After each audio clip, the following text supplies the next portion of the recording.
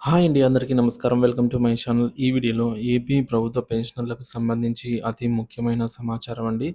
ఇలా చేస్తే నెలకు రూ. 3,659 లాభం కలుగుతుంది. మరి ఎలా ఏంటి అనే పూర్తి సమాచారాన్ని వీడియోలో తెలుసుకుందాము. వీడియోని ఎక్కడ గాని స్కిప్ చేయకుండా ఎండ్ వరకు చూడండి. అప్పుడే ఇన్ఫర్మేషన్ పూర్తిగా అర్థమవుతుంది.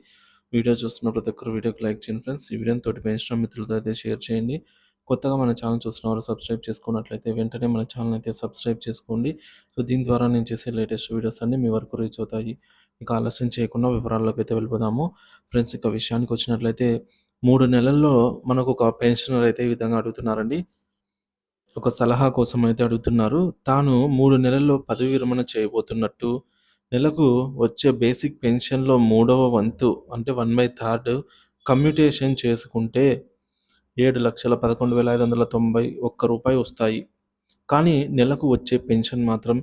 8,581ని 15 సంవత్సరాల పాటు తగ్గిస్తారు. 15 ఏళ్ల తర్వాత కమ్యుటేషన్ కారణంగా తగ్గించిన పెన్షన్‌ని మళ్ళీ పునరుద్ధరించి యథావిధిగా మొత్తం పూర్తి పెన్షన్‌ను చెల్లిస్తారు. దీన్ని ఉపయోగించుకొని ముందే డబ్బులు తీసుకోవడం మంచిదేనా అనైతే అడుగుతున్నారండి. సో, ఈ విధంగా చాలామందికి డౌట్ అయితే ఉంటుంది. ఎందుకంటే కమ్యుటేషన్ అనేది ఉంది కదా! ఆప్షన్ ఉపయోగించుకుందాము. కొంతమంది డబ్బులు అత్యవసరం లేకపోయినా గూడా కమ్యుటేషన్ ద్వారా డబ్బులు తీసుకుందాం అని అనుకునే వారికి ఇది మంచిగా ఉపయోగపడుతుంది.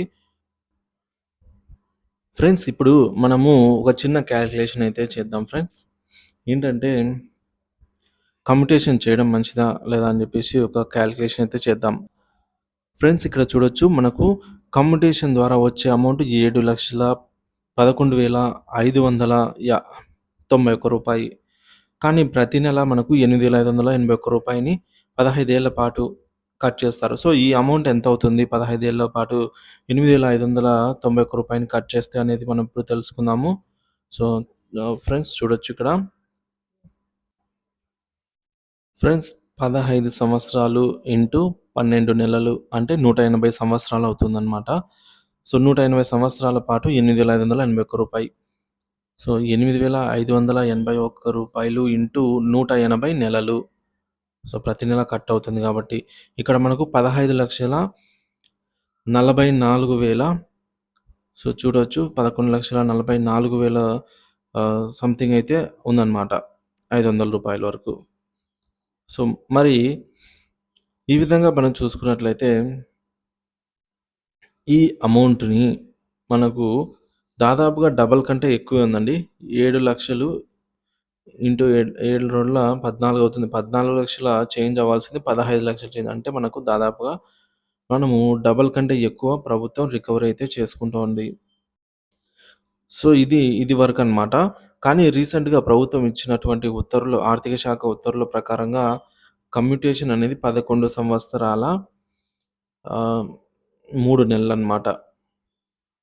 అంటే 135 నెలలు మాత్రమే. సో, ఆ విధంగా చూసుకున్నట్లయితే రూ. 8,581 ఇంటూ 135. సో, ఇక్కడ మనకు 11,58,435. సో, ఈ 11 సంవత్సరాలు 3 నెలలనేది ఇది మనకు జీవో రాలేదండి. ఇది ఫిక్స్‌డ్ అయితే కాదు. సో, ప్రభుత్వం అయితే దీనికి సంబంధించి ఉత్తర్వులు విడుదల చేయాల్సి ఉందన్నమాట జీవో రూపంలో. సో, ఇది తాత్కాలికంగా మాత్రమే, తుది తీర్పు అయితే కాదు. కోర్ట్ ఇచ్చినటువంటి తాత్కాలిక తీర్పు మాత్రమే. ప్రస్తుతానికైతే ఇంతవరకే రికవర్ చేస్తారు. మేబీ ఫ్యూచర్‌లో 1 ఇయర్ గానీ ఇలా తొందరలోనే దీనికి సంబంధించి సొల్యూషన్ రావచ్చు. ఇది ఫిక్స్‌డ్ ఇంతేనా? లేదంటే మళ్ళీ తిరిగి 15 సంవత్సరాలకు చేరుస్తారా అనేది తెలియదు గాబట్టి మనము ప్రస్తుతానికి 15 సంవత్సరాలకి యేసుకున్నట్లయితే అట్లవుతుంది. సో, ఈ విధంగా క్యాలిక్యులేషన్ అయితే 15 సంవత్సరాలకైతే చేయబోతున్నాము. సో, దీనికి సంబంధించి జవాబండి. పెన్షన్ బేసిక్, కరువు భత్యం అని 2 భాగాలైతే ఉంటాయి. మనకు ఆహ్, పే స్లిప్‌లో చూసుకున్నట్టయితే basic pay, DR, medical allowance ఇలా అయితే ఉంటాయి. వీటిలో 15 ఏళ్ల పాటు బేసిక్‌లో మాత్రమే కొంత మొత్తాన్ని డిస్కౌంట్‌తో పదవి విరమణ చేసేటప్పుడు తీసుకొని దీన్ని కమ్యుటేషన్ అయితే అంటాము.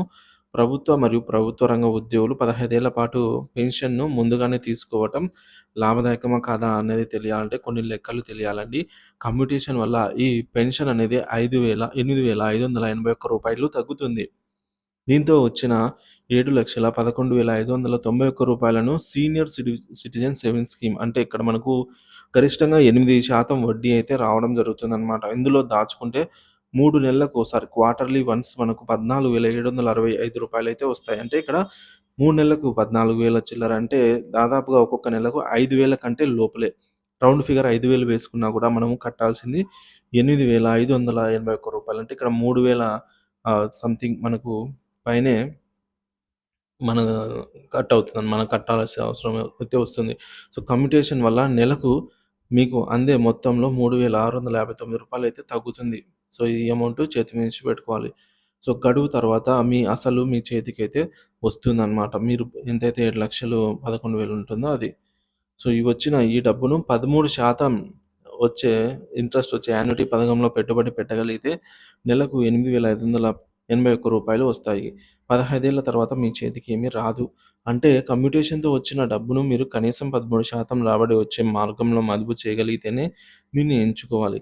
పదవీ విరమణ తర్వాత నెలకు వచ్చే ఆదాయం తగ్గుతుంది. కమ్యుటేషన్ చేసి మీ ఆదాయాన్ని మరొక రూ. 3,659 తగ్గించుకోవడం కంటే ఎక్కువ పెన్షన్ తీసుకోవడమే మంచిదని నిపుణులు చెప్తున్నారు. కానీ మీ అవసరం అండి. అత్యవసరం ఉన్నవాళ్ళు తీసుకోవచ్చు. సో, ఈ పద్ధతి తప్పని చెప్పట్లేదు. కాకపోతే ఈ విధంగా అమౌంట్ క్యాలిక్యులేషన్ ఉంటుందని అయితే చెప్పడం మాత్రమే ఉద్దేశ్యం.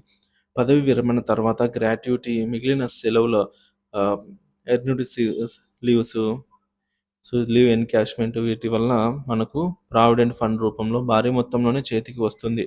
ఈ డబ్బును అనారోగ్య అవసరాలకు, అత్యవసరాలకు నిధిగా అయితే పెట్టుకోవచ్చు. ఇవేవి కాకుండా కేవలం పెన్షన్ మాత్రమే వచ్చేవారు కమ్యుటేషన్ ద్వారా వచ్చిన మొత్తాన్ని అనారోగ్య అవసరాలకైతే అత్యవసర నిధిగా దాచుకోవచ్చు. సో, నిర్ణయం అయితే ఈ విధంగా ఉంటుంది. సో, మరొక పెన్షనర్ అడుగుతున్నారండి.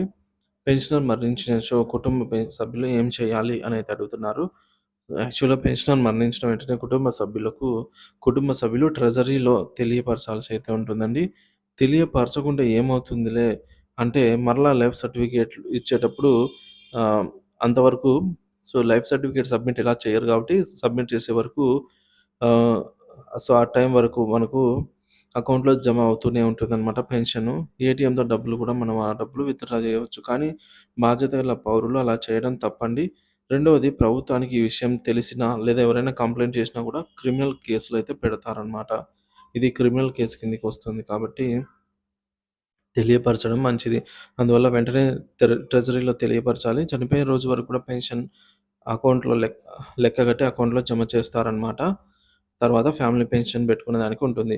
ఒకవేళ చెప్పకుండా మనకు ఆహ్, మార్చి వరకు అయితే అమౌంట్ వస్తుంది కానీ, ఆ తర్వాత లైఫ్ సర్టిఫికేట్ ఫిబ్రవరి ఎండింగ్ లోపల సబ్మిట్ చేయకపోతే ఫిబ్రవరి మంత్ మార్చి నుంచి ఆగిపోతుందనమాట. ఆగిపోయిన తర్వాత ఎంక్వైరీ అనేది చేస్తారనమాట గవర్నమెంట్ సైడ్ నుంచి. సర్టిఫికేట్ సబ్మిట్ చేయండి అని జెప్పేసి. సో, అప్పుడు మనకు ఈ విషయం వాళ్ళు తెలుసుకొని ఆహ్, డెత్ సర్టిఫికేట్ ఇవన్నీ ఉంటాయి గదండీ! సో, ఎప్పుడు చనిపోయారో ఏమనేది తెలుసుకొని ఇది పెద్ద ఇష్యూ అవుతుంది గాబట్టి, మనము వెంటనే తెలియజేయడం అయితే ముఖ్యం. సో, దీనిపై మీ అభిప్రాయాన్ని కామెంట్ ద్వారా తెలియజేయండి. Thank you for watching this video.